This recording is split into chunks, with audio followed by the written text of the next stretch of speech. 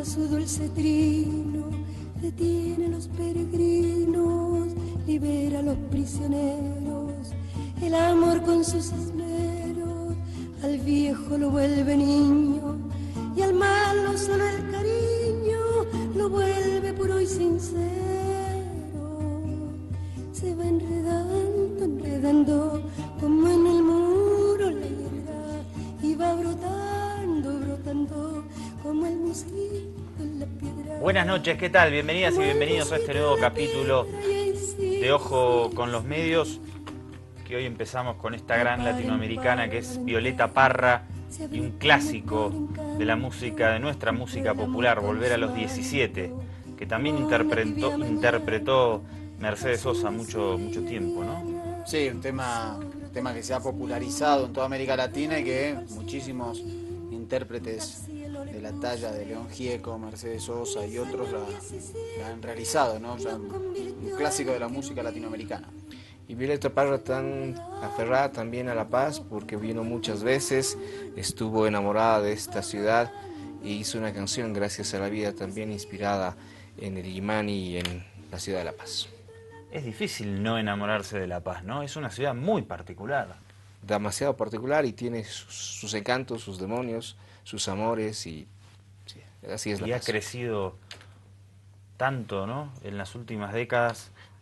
Porque nombraste cuando venía Violeta Parra, me imagino que La Paz sería muy diferente a lo que es hoy día, ¿no? Toda la gente que nos cuenta cómo era en los 70 y los 80, habla de una ciudad muy pequeña, sí. Y ahora es enorme. Recién venía en el teleférico y la cantidad de edificios, incluso la diferencia de cuando yo empecé a vivir aquí hace 8 años es bastante notable. Ha crecido mucho la ciudad de La Paz en cuanto a construcciones también, varios edificios, y básicamente en todas las zonas ha habido una transformación bastante grande, ¿no? Desde el centro, yendo hacia las laderas, e inclusive más allá en la ciudad del Alto, zona sur aquí también tuvo su crecimiento bastante. Y todo pese al castrochavismo del gobierno, ¿no? Diría mi amiga María Corina Machado, y la otra que canta, ¿cómo era? No me acuerdo, por suerte no me acuerdo. Bien. Bueno, vamos a hablar un rato de Chile, justamente porque se cumple un aniversario del histórico plebiscito que le dijo no al dictador Pinochet en 88 o 89. 88. 5 de octubre del 88, el 6 se conocía la victoria por unos 6 puntitos del no frente al sí. Vamos a recordar un spot de aquella época, por favor. Tengamos siempre muy presente la historia, nuestra historia, para que no se vuelva a repetir. Pronto vamos a programar en Mental varios materiales audiovisuales sobre el proceso revolucionario chileno y la organización del golpe de Estado. Los estuve viendo estos días, esos materiales, para entrar en materia y me quedé muy conmovido. Así que justamente hoy que nos toca hablar de esta fecha hay que recordar y tener en cuenta cómo la dictadura destruyó un movimiento popular impresionante en Chile y cómo marcó realmente a la sociedad actual chilena, ¿no? En una dirección totalmente diferente a aquella de antes del golpe. Sí, por eso los materiales que te vamos a mostrar hoy de Chile muestran cómo esos 17 años de dictadura pinochetista se han enraizado tanto en la vida chilena, como cuesta quitar esos despojos de la propia constitución política del Estado, del propio accionar de las fuerzas de seguridad, de buena parte de la clase política dirigente en Chile, de buena parte de la sociedad. De hecho, ayer te mostrábamos cómo a la ex senadora colombiana Piedad Córdoba no la dejaron ingresar en territorio chileno, la retuvieron 1 hora en el aeropuerto de Santiago, porque ella iba a ir a un encuentro organizado por la comunidad mapuche en el sur del país. Vivió una situación muy pesada y decidió no ingresar a Chile y volver a Colombia porque sintió que temía por su seguridad nacional. Esto en pleno 2016, a 26 años de la recuperación de la democracia en Chile. Vamos a recordar un spot, dale.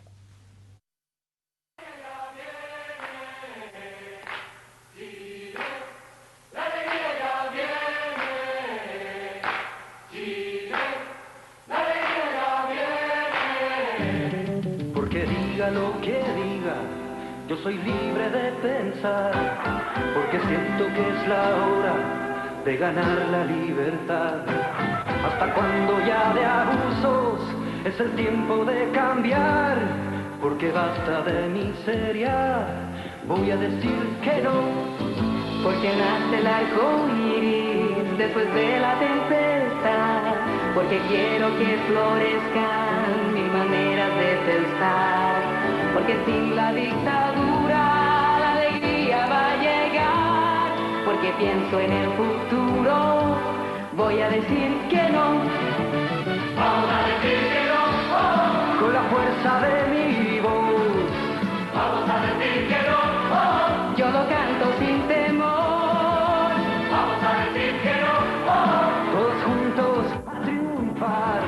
Vamos a decir que no, Por la vida y por la paz. terminemos con la muerte, es la oportunidad. De vencer a la violencia con las armas de la paz. Porque creo que mi patria necesita dignidad. Por un Chile para todos, vamos a decir que no. Vamos a decir que no, oh, con la fuerza de mi voz.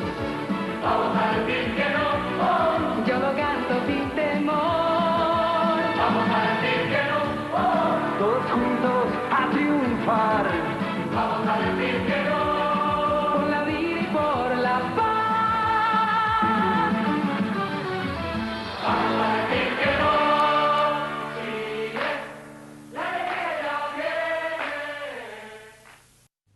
Casi 30 años de este spot, más marketinero que politizado contra la dictadura. Y es que era difícil también hacer campaña donde vos tenías que votar no en el medio de la dictadura. No, y la había que dictadura del convencer miedo, ¿no? Y convencer a mucha gente que tampoco el no ganó por 30 o 40 puntos, ganó por 6. Ujú. Pero de todas formas, revisando el contexto, este tipo de material resulta interesante verlo y analizarlo porque está en un momento de la dictadura, ¿no? Donde la libre expresión de opinión... Claro, qué se podía decir y qué no se podía decir en ese momento. Bueno, vamos a otro informe sobre este histórico referéndum. Las urnas acaban con la dictadura de Pinochet. La última dictadura suramericana en caer, Paraguay y Chile, ¿no? 89 y 90. Sí, ¿no? Stroessner y Pinochet. Stroessner duró más, desde el, 54. casi, sí, más de 30 años. Bien, 54 al 89. y todavía hay algunos que lo andan reivindicando. Sí, lo mostrábamos. El otro día. Ujú, sí. Bueno, y a Pinochet ni que lo digas. Su fans número 1 es Piñera. De onda lo dicen, ¿no? Sí, Y Evelyn Matei ganó un contrato a mí. también. Dale. Pero ya no quiero hablar porque... Mejor no hablar de ciertas cosas, decía mi amigo Luca Prodan, hermano Pajla. Las urnas acaban con la dictadura de Pinochet, vamos. El 5 de octubre de 1988, el dictador chileno Augusto Pinochet convocó un referéndum a la población para decidir su permanencia o no en el poder. Los Estados Unidos, que apoyaron en su día el golpe de Pinochet, habían sido un elemento de presión clave para forzar al dictador a hacer una consulta al pueblo sobre su permanencia en el poder. Los demócratas cristianos, que en su día apoyaran al dictador, habían evolucionado tras la represión del régimen y ahora, dirigidos por Patricio Aylwin, lideraban la plataforma por el no, mientras que el sí era defendido por políticos de la derecha como Jaime Guzmán o Hernán Bucci, que confiaban en que el ascenso económico de los últimos 5 años hiciera triunfar el sí. Cámara, por favor. Guzmán, el no significaría inmediato aumento del desempleo. Pero ningún éxito económico podía hacer olvidar la violación de los derechos humanos, y el 6 de octubre de 1988 los datos se hacían públicos. El no había obtenido la victoria con un 54% frente al 40% del sí. En el reciente plebiscito no ha estado en juego el ideario ni el itinerario constitucional trazado, sino tan solo la elección de la persona que debería conducir al país hacia la aplicación plena de la Carta Fundamental durante el siguiente periodo presidencial.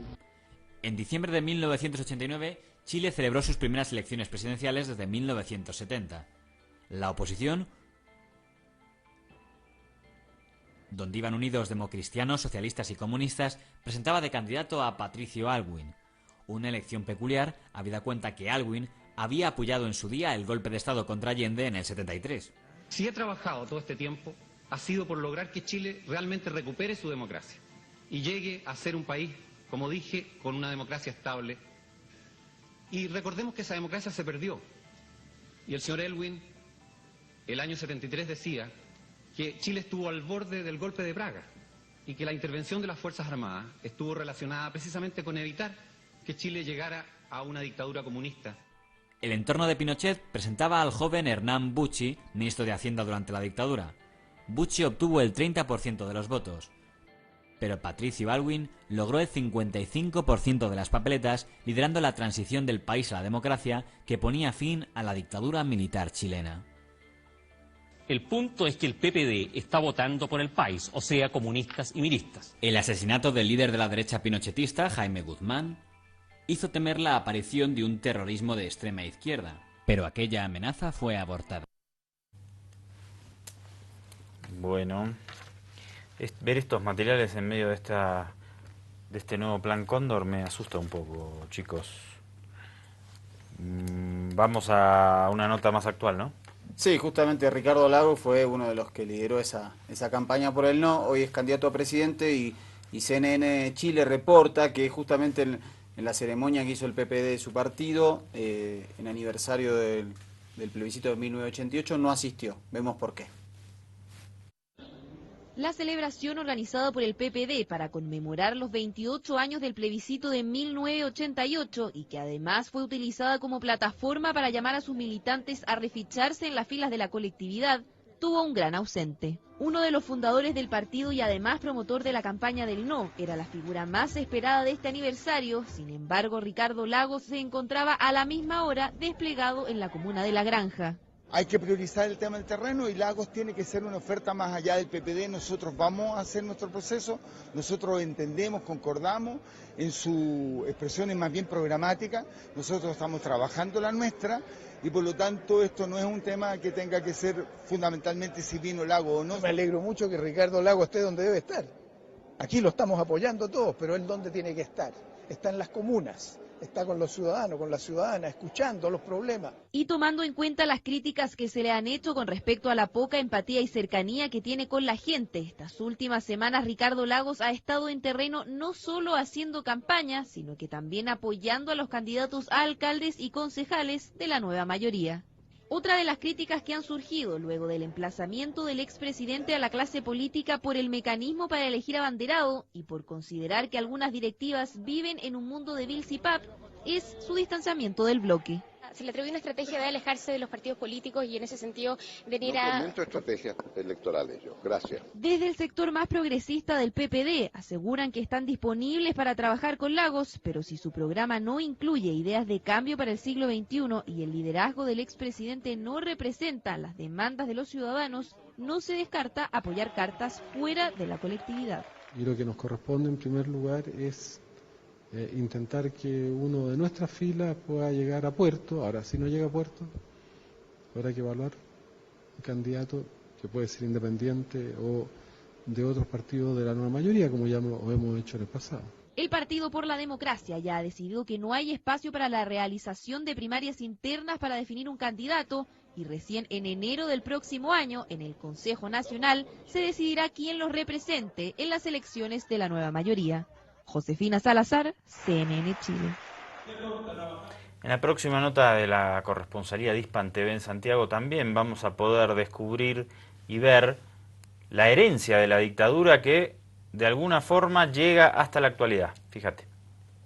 Estos ancianos que celebran son militares chilenos patriotas, los mismos que hasta este martes el Estado consideraba como traidores por oponerse al derrocamiento de Salvador Allende. Tuvo que ser una corte internacional la que obligara a anular esa ignominia y reconocerla en el mismo lugar de su martirio, la Academia de Guerra Aérea. Nos reunimos hoy en nuestra Academia de Guerra Aérea para dar cumplimiento a la sentencia de fecha 2 de septiembre de la Corte Interamericana de Derechos Humanos y descubrir una placa conmemorativa con los nombres de las víctimas de violación de derechos humanos con un breve texto que narra las circunstancias en que estos hechos ocurrieron. Un largo tránsito por los escarpados senderos de la justicia internacional nos devuelve la dignidad un día 02 de septiembre del año 2015 con el fallo de la Corte Interamericana de Derechos Humanos y ayer con un contundente fallo de la Corte Suprema de Chile. El general Alberto Bachelet, padre de la presidenta de Chile, fue uno de los flagelados aquí, pero las torturas lo mataron antes de la sentencia. La pregunta de rigor es por qué los culpables hasta ahora no aparecen. El castigo a los culpables, bueno, eso es materia de la justicia, estos son procesos que no paran, efectivamente ha pasado el tiempo, pero lo más importante aquí es que junto con la verdad y la reparación se vaya avanzando en justicia y ese es el camino que tiene que seguir el Estado de Chile. Es cierto que ya se ha reconocido lo arbitrario, lo injusto de las condenas entregadas, es decir, se declara la inocencia de muchas personas, pero el fallo no entra aún en decir quiénes fueron los que produjeron los daños. En consecuencia, como bien dije yo allá, esto no termina. Esta es una primera parte de la historia. Tiene que seguir buscándose los responsables de todas aquellas cosas que pasaron. La placa reparatoria ordenada por la Corte Interamericana de Derechos Humanos se instaló en un pasillo trasero del recinto y no incluye al general Bachelet ni a los más de 100 aviadores torturados aquí. Un reconocimiento justo, pero tardío, obligado e incompleto hacia los militares que cumplieron con su deber constitucional. Alejandro Kirk, Hispan TV, Santiago. Bueno, esta nota es muy potente, ¿eh? Tenés una presidenta que tiene un padre torturado y desaparecido, que era militar constitucionalista, y tenés 43 años después del golpe al jefe de la Fuerza Aérea acatando el fallo de la Comisión Interamericana de Derechos Humanos, pero en una actitud corporal tremendamente desagradable. Sí, y además, es decir, no partió del Estado chileno el hecho de reivindicar, como sucedió en otros estados, porque en las dictaduras hubo generales militares patriotas que se opusieron, es decir, que en Argentina se los conoció como los 33 orientales, porque eran 33 oficiales que se opusieron, obviamente fueron defenestrados por la dictadura, en muchos casos desaparecidos, se tuvieron que exiliar, pero después las democracias los reivindicaron. En este caso sorprende mucho que la Corte Interamericana de Derechos Humanos sea la que le obligue al Estado chileno a que estos generales no sean considerados traidores por el propio Estado y por la propia Pero Fuerza por lo menos Aérea. cuando se le obliga, el general podría tener, o el jefe de la Fuerza Aérea, no sé si tiene grado general, militares podría tener una actitud diferente, mira, más diplomática. ¿Sabes lo Estamos que, en el año 2016, pasaron más de 40 años. Sí, pero nosotros cada vez que hay un golpe de Estado, un aniversario del golpe del 73, sigue habiendo solicitadas en diarios de tirada nacional en Chile de militares en ejercicios y retirados reivindicando el golpe, diciendo que nos salvaron de la amenaza comunista. No, y además no se olvide que de pronto en Chile, la sociedad chilena, y lo decían también muchos de los compañeros, es una sociedad en la cual las élites se han mantenido precisamente como que en un statu quo, no quieren mover esta situación, y mucha de esta oligarquía ha estado de acuerdo precisamente con el golpe de Estado Allende, y es parte, no sé si genética o parte esencial de su forma de ver la vida en esta sociedad chilena. Y te sorprende porque nosotros vivimos en democracia y hemos también tenido dictadura. Quisiera que repasemos nuevamente el testimonio de ese militar chileno, por favor. Nos reunimos hoy en nuestra Academia de Guerra Aérea para dar cumplimiento a la sentencia de fecha 2 de septiembre de la Corte Interamericana de Derechos Humanos y descubrir una placa conmemorativa con los nombres de las víctimas de violaciones de derechos humanos. Dar cumplimiento a esa orden, porque si no, obviamente ya lo charlamos, ¿no?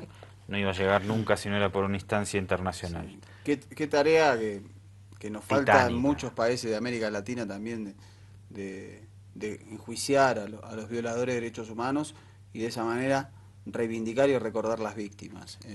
Solo Argentina lo ha hecho de manera sistemática y porque el Estado ha decidido que eso era una Pero acción necesaria. Esta es una cuestión cultural, que obviamente si la justicia acompaña, ayuda a crear una conciencia diferente, pero... Pero es el Estado el que tiene que hacer esto. La Claro, justicia no puede actuar, digamos, es decir, si la justicia actúa porque vos sos querellante o vos sos querellante, pero lo necesario es que el Estado sea querellante en violaciones a los derechos humanos, si no termina siendo una acción individual de las víctimas en el marco de sus posibilidades económicas en muchos casos, o de la ayuda de abogados de derechos humanos. Hace falta que la cabeza de las sociedades cambie también. Pero si vos no la cambiás del Estado, ¿por qué va a cambiar eso? Si vos en 26 ¿Por qué años no puede en ser Chile... que la gente presione como sucedió en Argentina? Bueno, porque hay mucha gente que, sí, que cree que la dictadura estuvo bien. No, pero sobre todo en Chile. Pero ¿sabés lo que pasó en Argentina? Sí, habrá habido una presión social, pero el primer gobierno democrático de Raúl Alfonsín, lo primero que hizo fue determinar desde el Estado el juicio a las juntas militares. No lo hizo ningún otro gobierno. Pero en Argentina la dictadura fracasó y en Chile no. Claro, pero el Estado no decidió, el primer Estado chileno, en decir vamos a enjuiciar a Pinochet y a sus porque no tenía fuerza. Y no tiene ahora fuerza, Bachelet no tiene fuerza para hacer cambios mínimos dentro de la sociedad chilena. Y se refleja un poco también... No coincido con eso. Y se refleja también un poco en el tema de que ni el padre está en esta placa conmemorativa, ¿no? Que también ha sido víctima de esta dictadura. Entiendo a veces que tiene que ir de la par este proceso de cambio tanto con las bases como con la cabeza. Las dos cosas. Las dos cosas. Cosa... Pero creo que cada fenómeno particular de cada sociedad parte precisamente de cómo está configurada. Lamentablemente en Chile, es una crítica no sé si constructiva o destructiva, pero las bases sociales, movimientos todavía no ha sido notorio. Ha sido un proceso de desgaste de la dictadura y por eso se produce, digamos, este cambio hacia la democracia. Porque la dictadura no fracasó económicamente ni culturalmente como en otros países. Acordémonos cuando murió Pinochet y acordémonos cuando murió Videla en Argentina. Por ejemplo, ¿no? Miles de personas yendo a despedir al dictador. Y eso no pasó, no en Argentina, no pasó en ningún dictador. Pero por eso las clases dirigentes, digamos, en Chile y en los países que querramos donde no hubo juicios a los crímenes de lesa humanidad, tienen que estar adelante de sus sociedades y sus sociedades no lo están. Yo creo que el movimiento social chileno ha peleado y pelea muchísimo, pero ha sido... reprimido en dictaduras y lamentablemente reprimido en las democracias post-pinochetistas. Y precisamente la siguiente nota nos habla de cómo está esta visión, en este caso con Bachelet. Una nueva encuesta habla de una desaprobación de hasta el 77%. Veamos la nota. Desde abril venía cayendo la aprobación a la presidenta Michelle Bachelet, 19% de respaldo había obtenido en agosto, tendencia que se frenó en esta oportunidad con un alza de 4 puntos en septiembre, el mes de la patria. Un 23% dijo aprobar la forma como Michelle Bachelet está conduciendo al país, un 72% la desaprueba. También subió la aprobación al gobierno de un 13% a un 20%. Vamos a revisar ahí la segunda gráfica. Estas alzas, la verdad, fueron consideradas por el sondeo como significativas. Hay meses que, claro, sube o baja un punto, lo cual no es estadísticamente significativo, no es el caso en esta oportunidad. Ahí lo ven ustedes, un 20% dice aprobar la gestión del gobierno. Hay otra área que también llamó la atención, que es la evaluación promedio al gabinete. Desde junio venía bajando esta cifra, ahí lo ven ustedes, 36% de hecho marcó el mes pasado, en agosto, y un 43% se empinó aquí en septiembre, 43%. Y finalmente, un porcentaje que la verdad entusiasma a un poco más de casi 2 semanas de las elecciones municipales. Ahí lo ven ustedes, un 48% dijo estar muy interesado o algo interesado al menos en las elecciones de alcaldes y concejales del próximo 23 de octubre, nada o poco de interés dice tener el 52%. Está peleado, veremos si esto se refleja en la participación ciudadana en las municipales el próximo 23 de octubre, en días en que se han multiplicado los llamados por parte de las autoridades, incluso de la presidenta Michelle Bachelet, a votar este próximo domingo 23 de octubre. Tenemos reacciones por parte del gobierno, claro, ante estas cifras de la encuesta de IMAR del mes de septiembre, y con esta alza de 4 puntos en la aprobación a la gestión de la mandataria. Pasemos a revisarlas.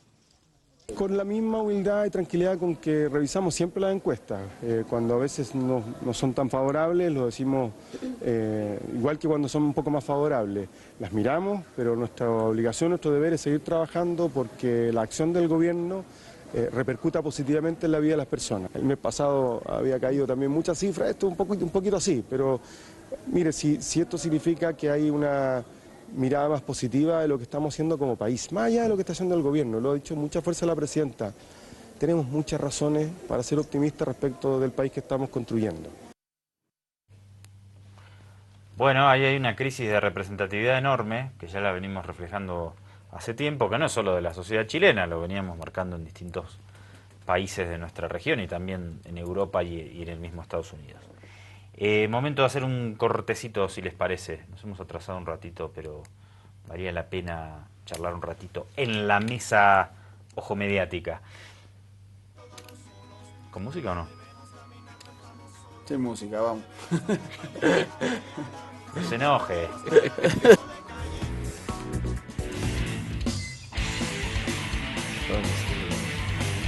Hacemos ojo con Lord, ¿no?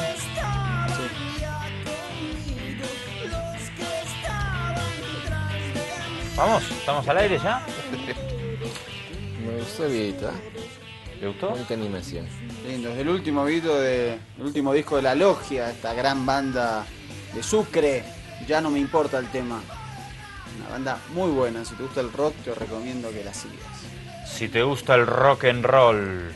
A mi perro le gusta bailar La Logia. El mío le gusta Nirvana. ¿Nirvana? Sí. ¿Quiere ver?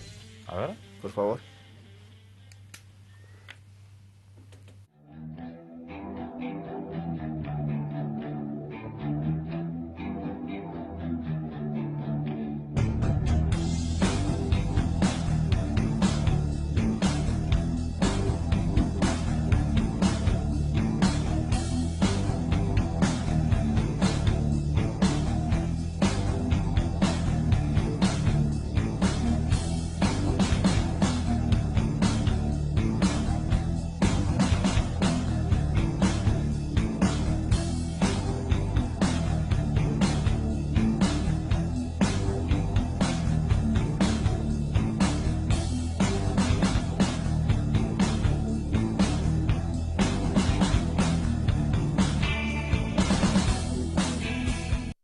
¿Qué tal?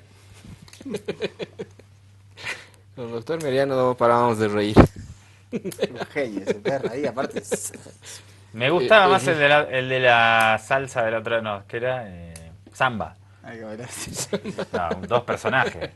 Hay que juntarlos a estos dos. Una competencia, a ver quién baila mejor. Bien, el viernes acá con las noticias de acá, mejor hacemos una competencia de baile de perros. Traiga su can. A su cachorro. Y nos ponemos acá música y empezamos a hacer un concurso de baile de perros, ya está. Me puedo sumar yo al baile de perros también, seguro que pierdo. Siria. Ayer decíamos, el ejército estadounidense amenaza con atacar posiciones del ejército árabe sirio. Pero bueno, vamos a dar vuelta sobre algunas noticias. En principio un poco de contexto sobre 2000 días de guerra. ¿Cuándo empezó? Ya ni me acuerdo. 5 años, sí, un poquito más de 2000 ya, pero... Dentro de lo que significaba también la famosa primavera árabe, ¿no es cierto? Claro, empieza sí, se dio más derivado. Exactamente. Derivado. Sí, exactamente. Primavera... Negra. Sí, dale, vamos. Esta es la trágica rutina en Siria desde hace 2000 días. Cada bombardeo sobre Alepo o cualquier otra de las ciudades sitiadas ha matado desde entonces a 500.000 de personas y forzado a huir a 5 millones de refugiados. Detrás de cada número hay un nombre propio, Aunque quizás solo nos acordemos de Omran, el niño de la ambulancia cuyo hermano no sobrevivió a un bombardeo. De estos dos pequeños que lloraban hace días la muerte también de su hermano en otro ataque aéreo. O de Aylan, ahogado junto a buena parte de su familia cuando trataban de llegar a Grecia. Aunque la mayoría de los refugiados vive en países vecinos, Europa ha conocido con el conflicto en Siria su mayor crisis migratoria de este tipo desde la Segunda Guerra Mundial, con peliagudas consecuencias, entre ellas la xenofobia. 5 millones de civiles siguen en zonas de difícil acceso para la ayuda humanitaria, en una guerra donde se han traspasado todos los límites, incluidos ataques químicos, y que se ha convertido en una de las peores de este siglo. Bien, pero la cosa no queda así, simplemente. Noten esta siguiente nota: Estados Unidos se abroga el derecho de estas acciones unilaterales en Siria. Un día después de que Estados Unidos pusiera fin a la cooperación con Rusia en Siria, Washington dice seguir apostando por la diplomacia como la principal vía de salida a la guerra. Ahora bien, desde el Departamento de Estado, el viceportavoz Mark Toner anticipó que irá acompañada de otras medidas. Vean.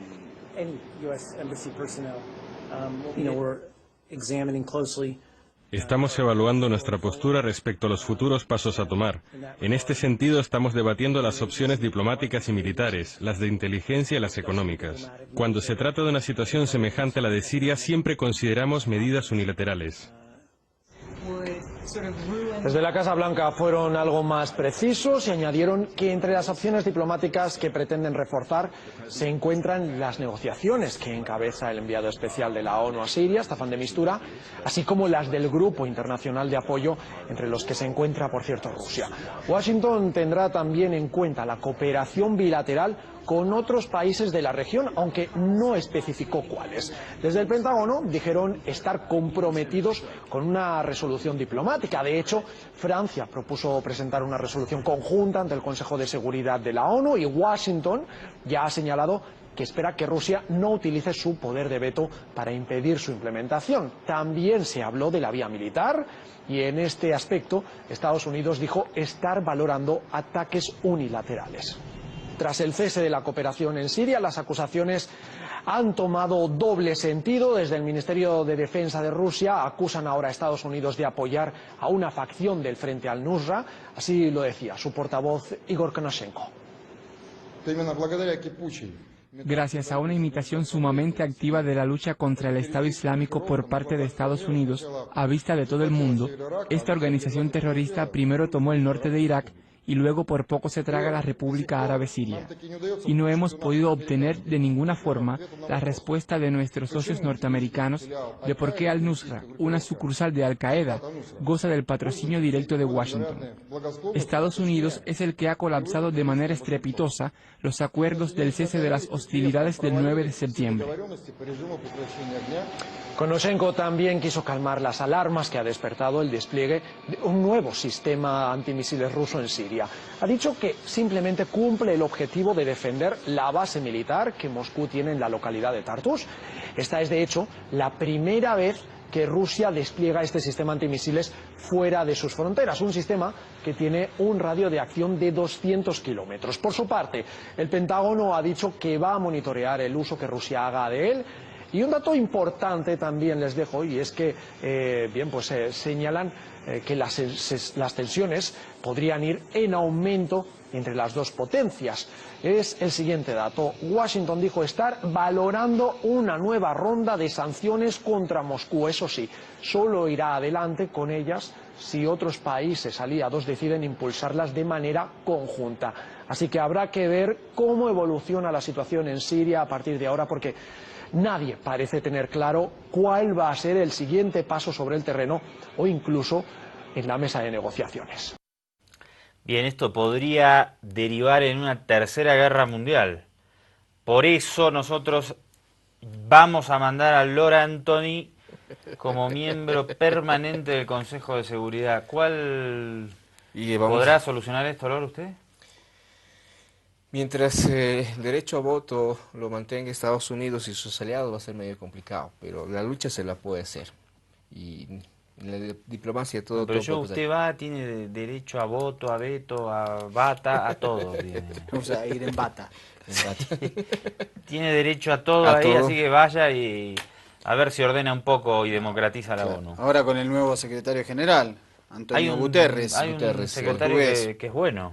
Es un dato. Estados Unidos quería, con la decisión que sea Susana Malcorra, la actual canciller argentina, quería una ONU diluida, que le ponga menos frenos a Estados Unidos. Con la decisión de Guterres ganó la Unión Europea, claro. Rusia no apoyó también, China también, hay todo un dato en eso. Portugués es el nuevo secretario de la ONU, sí. Que 2017 en enero... ¿Portugués de Portugal? Por 5 años. De Portugal en Europa. Aguante Portugal. Sí, expresidente de Portugal, de su país, y de la Internacional Socialista también.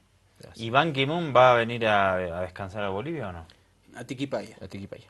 En algún momento lo dijo cuando estaba acá con el presidente, y además hay un coliseo a su nombre. Así que... ¿Pero ya entra gratis ahí? Sí. Pero claro, tiene la muñeca. Bien, vamos a ir a buscar a Ban Ki-moon, si Jan Ki-moon le decían algunos, de onda. Adelante, doctor. Sí, respecto a estas tensiones entre Estados Unidos y Rusia por el accionar en la guerra interna de Siria, el analista de origen kurdo Mehmet Ali Dogan nos dice esto. Lo que está pasando en Siria, Rusia toma una posición honesta para resolver la cuestión luchando contra los terroristas, pero los países de la OTAN, Estados Unidos y también todos los países de la OTAN califican algunas organizaciones terroristas como organizaciones democráticas. La mayoría de las organizaciones que hacen parte del Ejército Libre de Siria son organizaciones terroristas, mercenarios, islamistas, fanáticas. Entonces, Al-Nusra, ¿quién es Al-Nusra? Al-Nusra hace parte del red Al-Qaeda como el Estado Islámico. En este sentido, yo creo que todos los países de la OTAN no quieren resolver la cuestión, quieren guardar el caos, quieren provocar más conflicto. En este sentido, no solamente Estados Unidos, creo que Turquía también, a pesar de sus discursos como que tienen conflictos con Estados Unidos, algunas declaraciones teatrales, bueno, siguen apoyando organizaciones terroristas que sea al norte de Alepo y Jarablus en esta zona. En este sentido, la única manera, no contar más sobre los Estados Unidos y sus aliados como Turquía, Arabia Saudita y Qatar en la zona, es tomar una posición radical, seguir la lucha contra estos terroristas con la población de los pueblos en Siria. Estados Unidos están a post-elecciones. Pronto vamos a vivir elecciones entre dos partes, que republicanos y democráticos. Siria hace parte de un argumento principal de las elecciones. No podemos contar sobre la alianza con los Estados Unidos para resolver las cuestiones que sea en Siria, en Yemen y en otra parte del mundo. Un abrazo al hermano Mehmet Ali Dogan hasta Buenos Aires, un viajero eterno. Sí. Mehmet, a quien conocimos y nos hicimos amigos cuando estábamos en Telesur, en Caracas. Un abrazo grande. Yo creo que con las millas que tiene Mehmet, tiene un viaje gratis a Marte para ir con Maduro. Ah, puede ir con Maduro. Lo puede ayudar, claro, con sus millas. Puede pero Mehmet que vuelva. No, Mehmet que vuelva. Que te deje por la estrategia. Pero garantizar que lo deja. Mehmet siempre importante. Cumple. Podés ir con la perra laica, Maduro. Si es que vive, si no, no. ¿Quién se va a acordar de la perra laica? Recordamos, la perra laica era al que mandaron por primera vez al espacio sideral fue la Unión Soviética, y antes de mandar a un humano mandaron a la perra laica. Y es la que dio la vueltita alrededor del mundo. ¿Y qué dijo al volver? Wow. Solo Maduro lo sabe. Bien, hacemos un corte, por favor, enojo con los medios, si les parece a todos.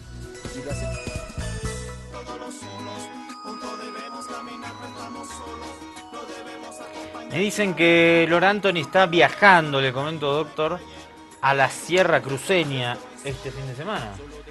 Sí, vamos a participar un poco de lo que significa también los actos conmemorativos al fallecimiento de Che Guevara, Ernesto Che Guevara, y a propósito de eso también la gente de Columna Sur tiene un acto muy importante, nos han hecho llegar la invitación, estarán hablando precisamente mañana viernes a partir de las 7 de la noche en Sopocachi, en la calle Julio Valdés 2971, y va a estar Adriana Salvatierra, Emilio Rodas, Marianela Prada, Fabián Restivo, también un amigo Gente nuestro, muy peligrosa, Miguel Justiniano. Ellos van a estar haciendo una velada revolucionaria, hablando de los actos conmemorativos a propósito del próximo 9 de octubre, que se va a recordar la muerte de Che Guevara.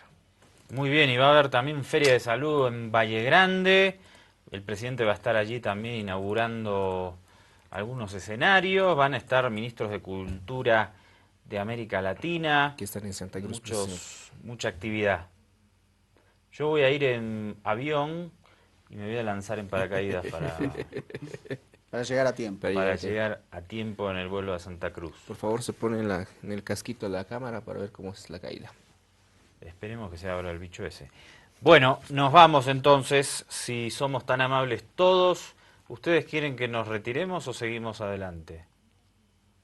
Unánimemente el gesto es... Chao. Retírese. Pa' afuera, pa' afuera. Bien. Pa' afuera, encabezados por nuestro camarógrafo Maduro. Que le vaya bonito. Me parece que me voy a ir a Marte con usted. ¿Me da lugar en la nave, Maduro, o no? Ya está completo. Puta, ¿dónde voy a parar? Qué genio. Bien, bueno, una noticia más para irnos que es importante. Algunas imágenes vamos a compartir del huracán Matthews que hizo destrozos en Cuba, está por llegar a Miami, pero peor, como siempre, le va a los haitianos. Sí, bueno, en el informe te va a decir que son 108 los fallecidos. Lamentablemente la actualización de último momento lo asciende a 238. Terrible como la naturaleza, la política se ha ensañado con el pueblo haitiano, la primera nación libre de América Latina en el año 1804, primera nación de esclavos libres. Con eso nos vamos. Un abrazo grande y hasta mañana. El huracán Matthew dejó al menos 108 muertos en Haití, informó el jueves el gobierno.